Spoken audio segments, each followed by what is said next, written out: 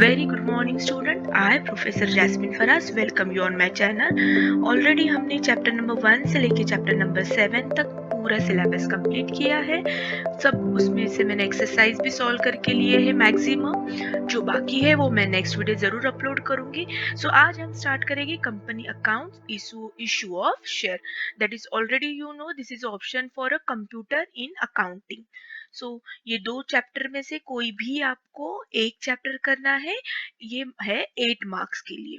सो बस आज हम यही स्टार्ट करेंगे company accounts issue of share. So let's move now. इसमें हमें क्या क्या देखना है?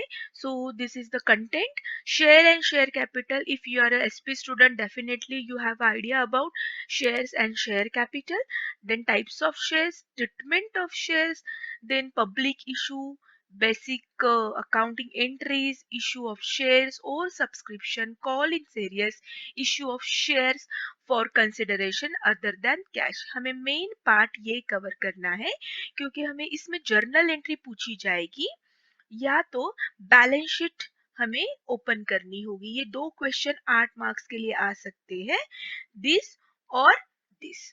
सो 8 मार्क्स के लिए हमें यही जर्नल एंट्री देखनी है। जैसे bill of exchange, if you watch my bill of exchange video, I have given the steps, you have to follow that steps, definitely you will get half full marks.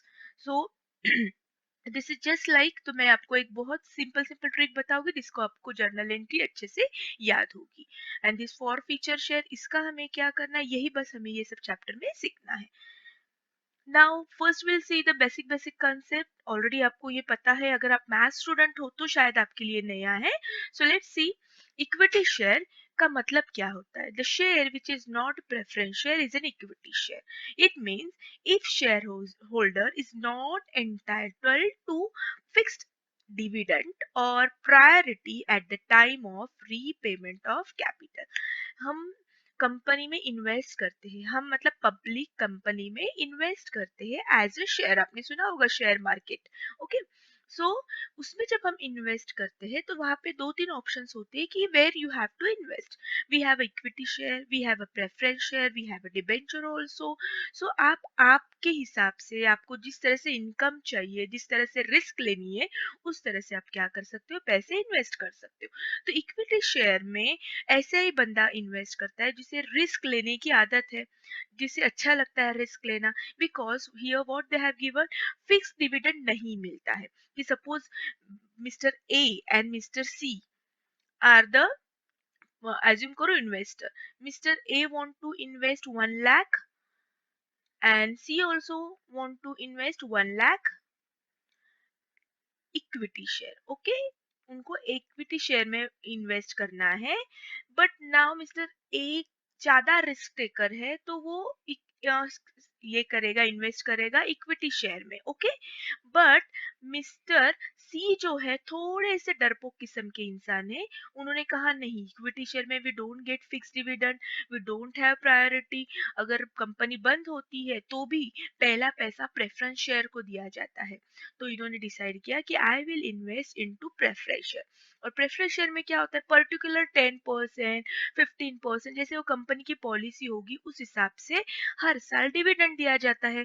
So preference share में हमें fix dividend मिलता है, fix income मिलता है। But equity share में ऐसे नहीं होता है। अगर बहुत प्रॉफिट हुआ तो उसमें से हमारा प्रॉफिट, हमारा ये क्या वी कैन से, हमारा उसमें हिस्सा होगा। अगर लॉस हुआ तो वो भी हमें बेयर करना होगा। So equity share is a risky.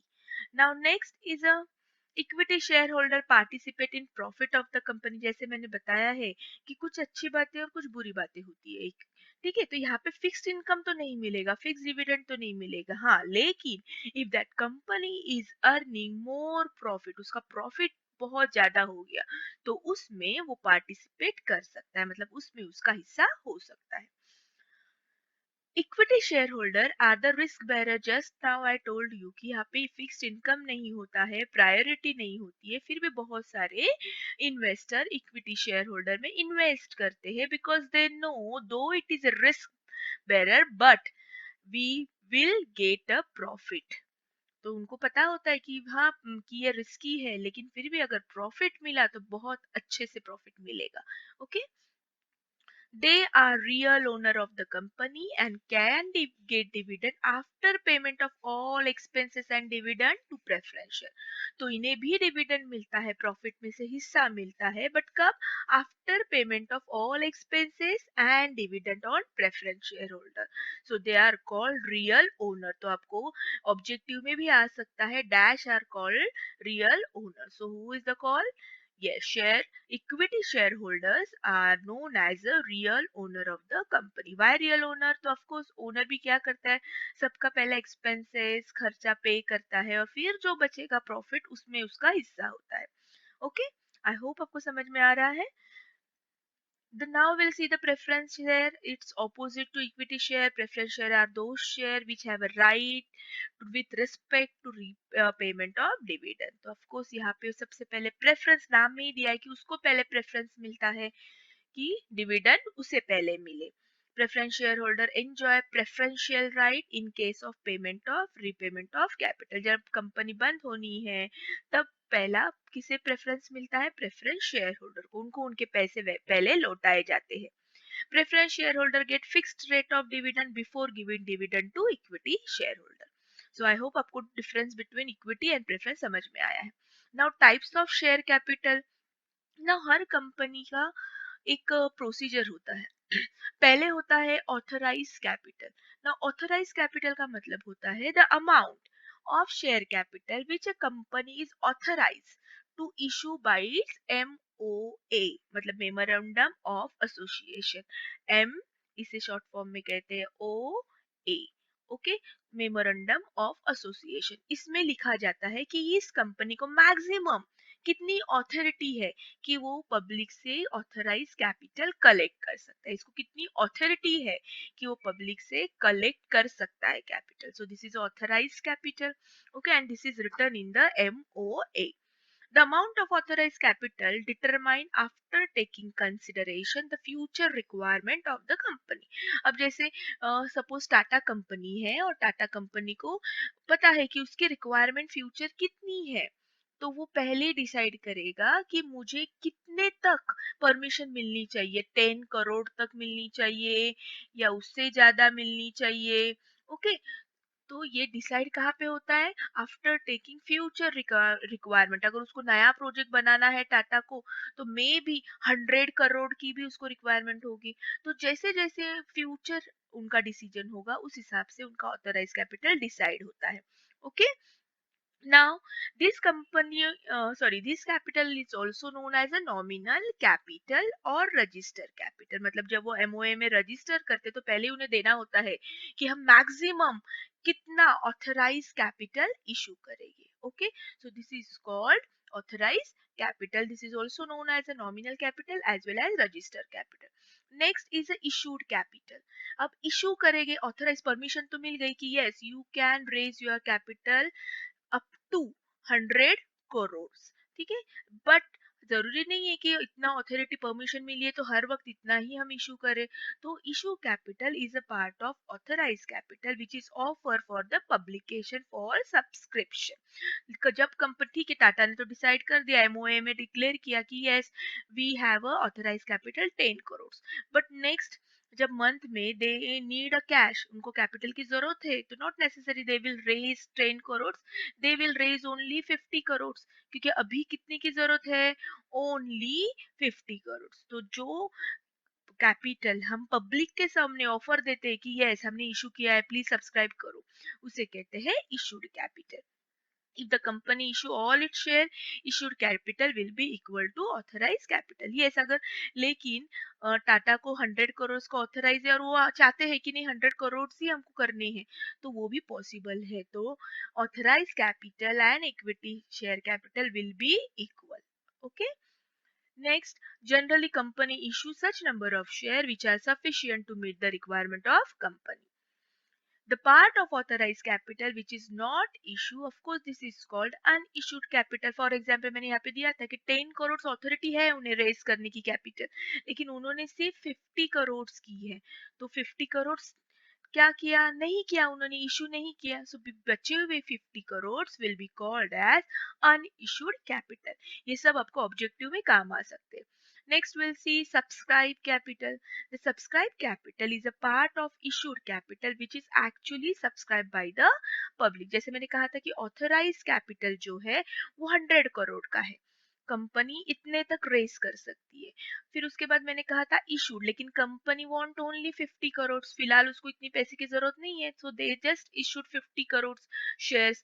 But उसमें से नॉट नेसेसरी कि पब्लिक 50 करोड़ को रिस्पॉन्स देगी, पब्लिक ने सिर्फ 45 करोड़ ही कई शेयर्स क्या किए, सब्सक्राइब किए। Okay, so this is called subscribe capital. When the share issued for a subscription are wholly subscribed, issued capital would be the same as a subscribe. जैसे authorized capital and issued capital shall be equal, हो सकते equal, वैसे ही issued capital and subscribed capital shall be equal. अगर 50 करोड़ से issue किए हैं और टाटा का नाम तो बहुत बड़ा है, तो पब्लिक ने पूरे के पूरे सब्सक्राइब किए हैं, तो दैट विल बी इक्वल। कभी कभी ओवर सब्सक्राइब भी हो जाते हैं, पब्लिक ज्यादा डिमांड आती है तो ओवर सब्सक्रिप्शन भी पॉसिबल है। Okay, the part of issued capital which is not subscribe are known as a unsubscribe capital. Then called up capital. Called up capital see क्या है, ये आपको सब इक्वेशन याद रखनी है, पहले authorise capital, then issued capital, then subscribe capital and then called up capital. It is the part of subscribed capital which is actually called up from the shareholder. Okay, that means क्या, ये capital तो issue किया, ठीक है 50 करोड़, उसमें से subscribe हुआ 45 crore, now company call up करेगी कैश के लिए कि भैया नाउ आपने सब्सक्राइब तो कर लिया हमारा, थैंक यू सो मच, अब क्या करो, पैसे उसके पेमेंट करो। Okay, this is called up capital. The company demands only the portion of value which is considered sufficient for a time.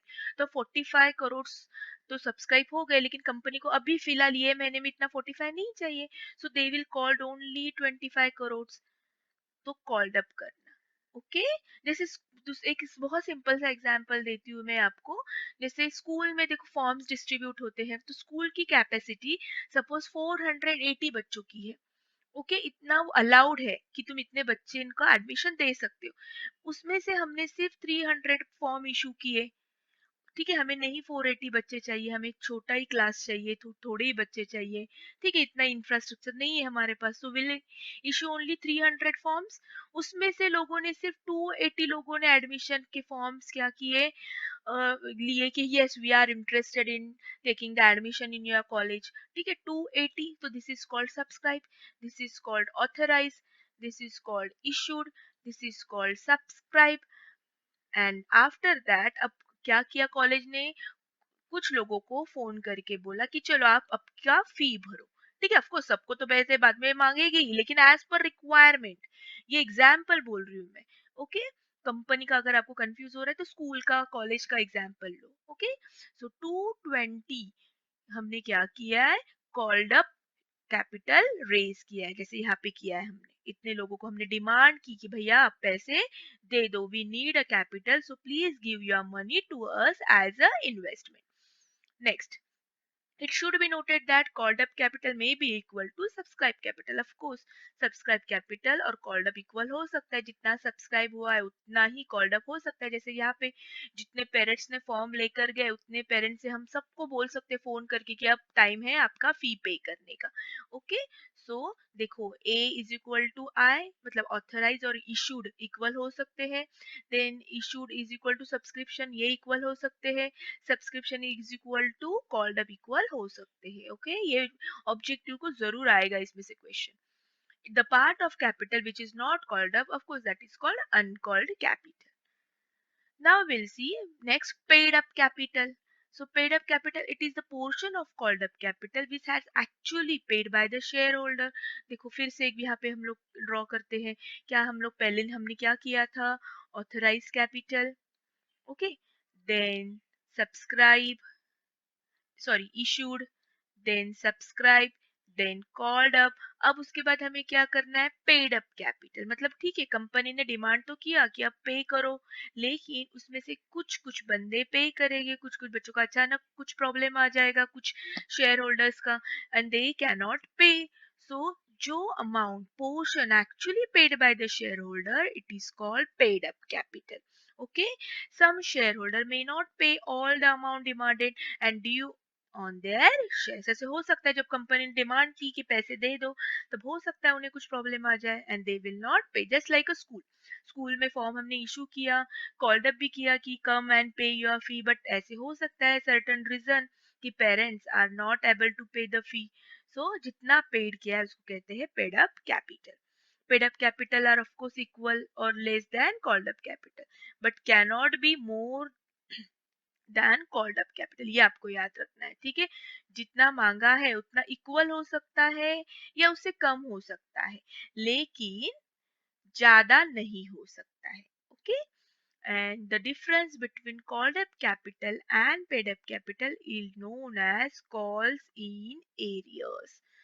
Okay, तो याद रखना है आपको कि जब कंपनी ने कॉल्ड अप तो किया, डिमांड किया कि पैसे दो, लेकिन कुछ लोगों ने ही दिया, तो ये दोनों का जो डिफरेंस होगा that is called calls in areas. कुछ शेयर होल्डर फेल हो गए पे करने के लिए, so that amount is called in areas. Reserve capital, it is a portion of subscribed capital which has been called up, which the company by special resolution has decided not to call up except the event of or for the purpose of winding up। ये क्या है? Reserve capital, company ने कुछ reserve रखा, part of the portion of subscribe capital, जिसे यहाँ पे मैंने कहा था कि सब्सक्राइब तो किया है लेकिन वो सबको कॉल्ड अप नहीं करेगी, कुछ लोगों को ही कॉल्ड अप करेगी और कुछ लोगों को बोलेगी ठहरो, जब हमको बहुत जरूरत होगी ना तब हम आपसे पैसे डिमांड करेंगे by passing special resolution. Management ये बोर्ड ऑफ मीटिंग में स्पेशल रिजोल्यूशन पास करती है एंड डिसाइड करती है। ओके, सी वेरी सिंपल। देखो यहाँ पे मैंने आपको बताया ऑथराइज कैपिटल 1000 था, इशूड 7500 किया कंपनी ने, लेकिन सब्सक्राइब सिर्फ 6000 हो गया। कॉल्ड अप उन्होंने पूरा के पूरा कॉल्ड अप किया 6000, लकीली पेड अप भी 6000 हो गया। तो यहाँ पे रिजर्व कैपिटल आएगा? ऑफ कोर्स नहीं आएगा, बिकॉज इन्होंने पूरा के पूरा जो सब्सक्राइब किया था वो ऑलरेडी कॉल्ड अप किया है और वही पेड अप किया है। हाँ, सब्सक्राइब अगर 6000 होता और कॉल्ड अप अगर 5000 होता तो 1000 उन्होंने एज अ रिजर्व कैपिटल में फॉर अ टाइम बीइंग क्या किया होता, रखा होता साइड में। ओके, तो आई होप आपको ये समझ में आ गया है।